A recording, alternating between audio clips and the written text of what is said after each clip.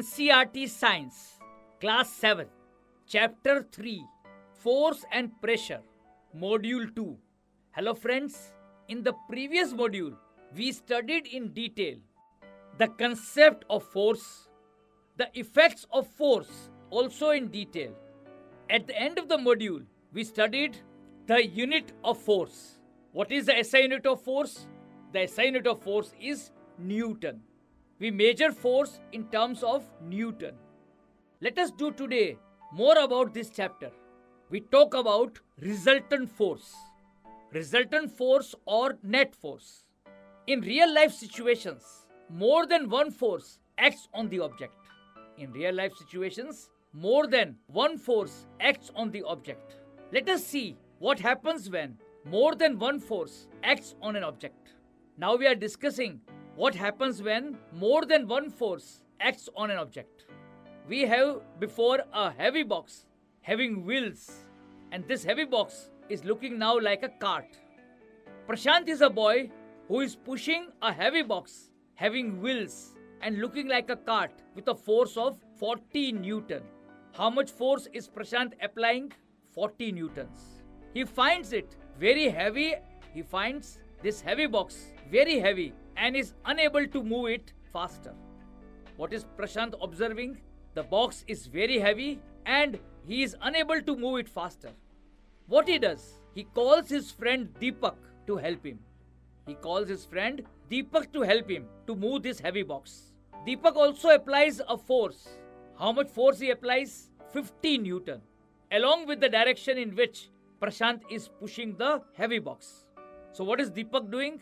Deepak applies a force of 50 Newton along with Prashant in the same direction. What you will observe? The heavy box starts moving fast. The heavy box now starts moving fast. Can you guess what is the total force acting on the heavy box? Let us calculate it. What is the force acting on the box now? Before, when Prashant was alone pushing the box, how much force he was applying? 40 Newton. When Deepak joined along with Prashant and started pushing the heavy box in the same direction, how much force he was applying?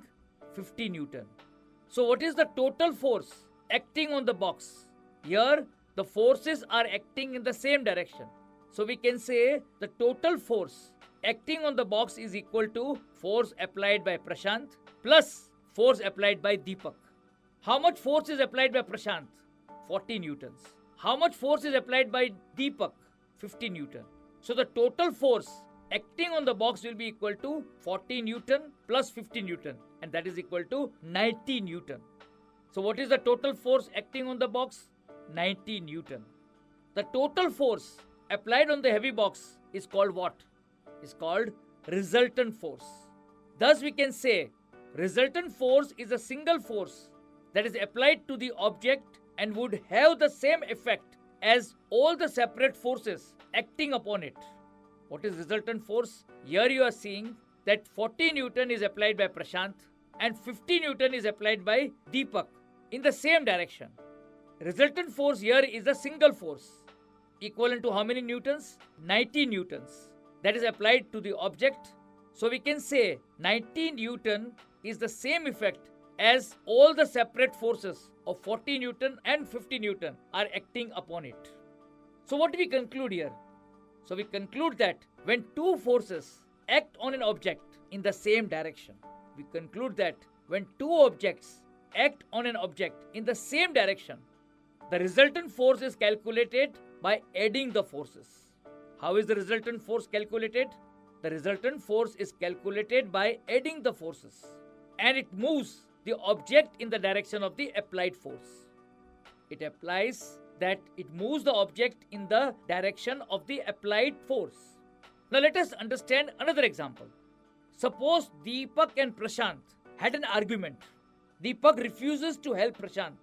He starts pushing the heavy box in the opposite direction by applying 40 Newton force. Deepak starts pushing the heavy box in the opposite direction by applying 40 Newton force. What is the resultant force? Since both the forces are applied at the same point but in the opposite direction, Prashant is applying 40 newtons in one direction and Deepak is also applying 40 newtons in the opposite direction. The resultant force is calculated by finding the differences of the forces. Since both the forces are equal but in opposite direction, here the resultant force will be what? It will be equal to 0. The box does not move. So what do we conclude? So we conclude that when two equal forces act on an object in the opposite direction, here two equal forces are acting on an object in the opposite direction, the resultant force becomes 0 and object does not move. In spite of the forces are acting on the object does not move. Why? Because two equal forces are acting on an object in the opposite directions. What are such forces called? Such forces are called balance forces. Such forces are said to be balance forces. What are balance forces? When two equal forces act on an object but in the opposite directions, the resultant force becomes 0, the object does not move. Such forces are said to be balance forces. Let us take another example. Suppose Deepak pushes the heavy box with a force of 50 Newton and Prashant applies 40 Newtons of force in the opposite direction. Deepak is pushing the heavy box with how much force? 50 Newton. Prashant is also applying force of how much? 40 Newton, but in the opposite direction.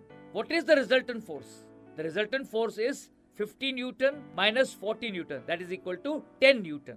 What is the resultant force? 10 Newton. The heavy box will move in the direction in which Deepak is moving.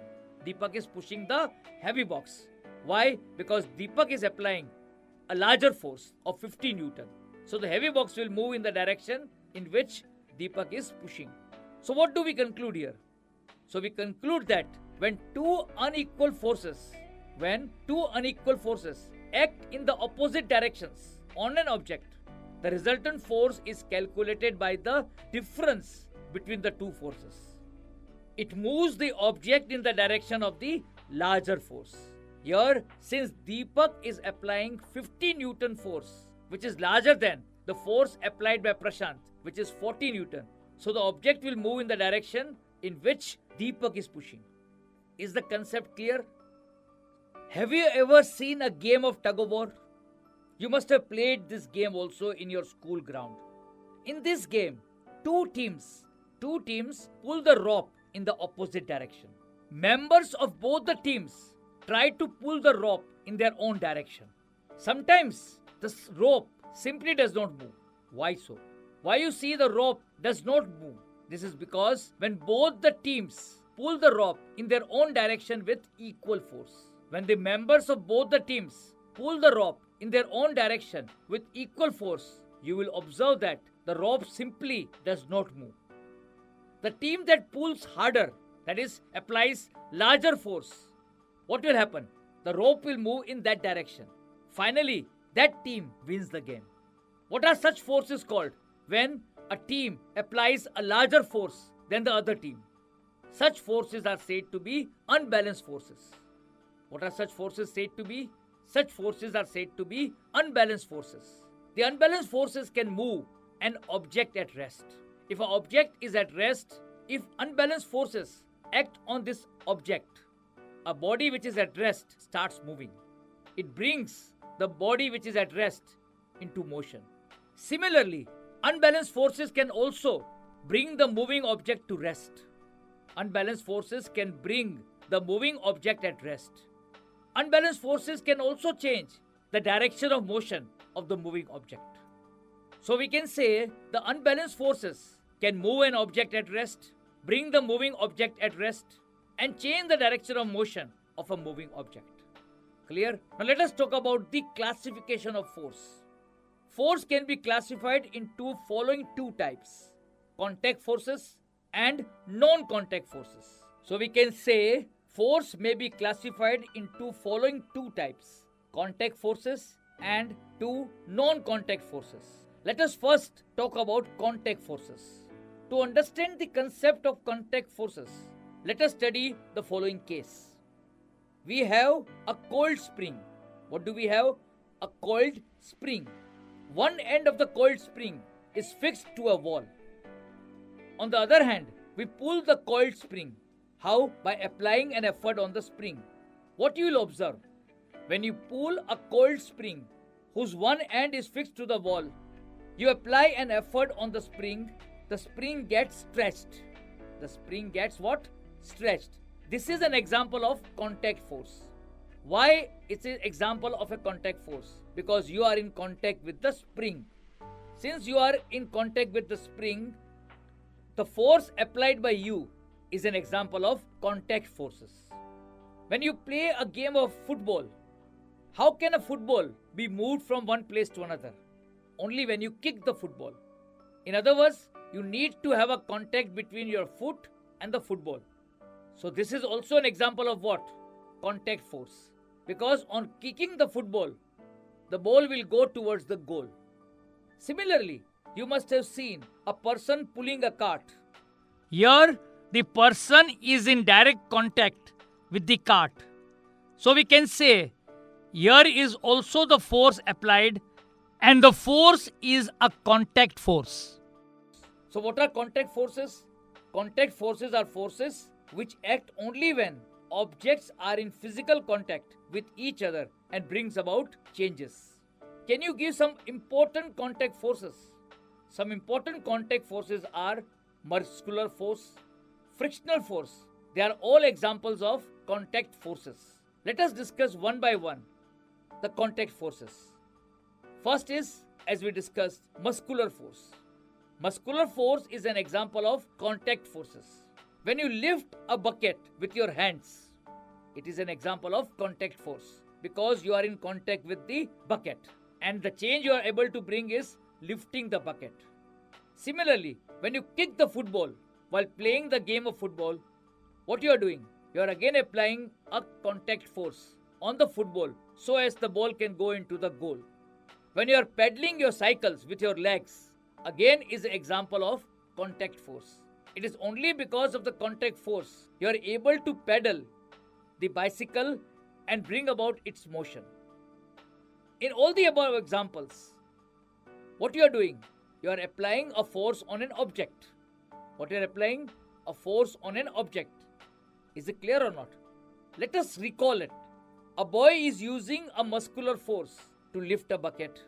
A boy is using muscular force to kick a football. A girl is applying or using her muscular force to pedal the bicycle. In all the cases, which force is applied? Muscular force. And muscular force is an example of contact force. Is it clear or not? So in all the above examples, to apply a force on an object, what do we observe? To apply a force on the object, you are using your body parts, hands or legs in these examples. Your body parts comes in contact with the object. Where does this force comes from? This force is caused by the action of muscles in our body. Where does this force come from? This force is caused by the action of muscles in our body. The force resulting due to the action of muscles is known as muscular force. So what is muscular force? The force resulting due to the action of muscles is known as muscular force. Since our body is in contact with the object, muscular force is a contact force. How can you say muscular force is a contact force? Muscular force is a contact force because our body is in contact with the object. We use muscular force during walking, running, pushing, pulling, and lifting certain objects. In all the above cases, we use muscular force. Animals like elephants and bullocks, they also perform various tasks such as carrying heavy loads, plowing fields, pulling carts, etc. with the help of muscular force. So now you understood what muscular force is. The force resulting due to the action of muscles is known as muscular force. And muscular force is an example of contact force. Now let us discuss about another example of contact force, that is frictional force or force of friction. When you allow the ball to roll along the ground, what do you find? A ball rolling along the ground gradually slows down and finally comes to rest. You find no visible force which appears to be acting on the ball, yet its speed decreases. and finally comes to rest after some time. What causes a change in the state of motion of the ball? A ball which was in the state of motion is now in the state of rest. Is there any force acting on the ball to slow it down and gradually stop it? Yes, there is a force. In which direction this force is acting? This is a force of friction. The force of friction acting between the surface of the ball and the ground that opposes the motion of the ball brings the moving ball to rest. So it is the force of friction which is opposing the motion of the ball and brings the moving ball to rest. Similarly, if a car is moving on a road, the wheels of the car is also experiencing a force which is opposed by the road. What is that force? Force of friction. Even when you are walking on the road, there is a force which opposes your motion while walking on the road. What is that force called? Force of friction. So what is force of friction? The force acting along the two surfaces in contact which opposes the motion of one object over the other is called the force of friction. Frictional force always opposes the motion of the moving object. We will study in detail more about friction in our next chapter. Let us revise the important concepts of this module. What is resultant force? The total force applied on the object is called the resultant force. How is the resultant force calculated? When two forces or more forces act on an object. When two forces or more forces act on an object in the same direction, the resultant force is calculated by adding the forces. It moves the object in the direction of the applied force.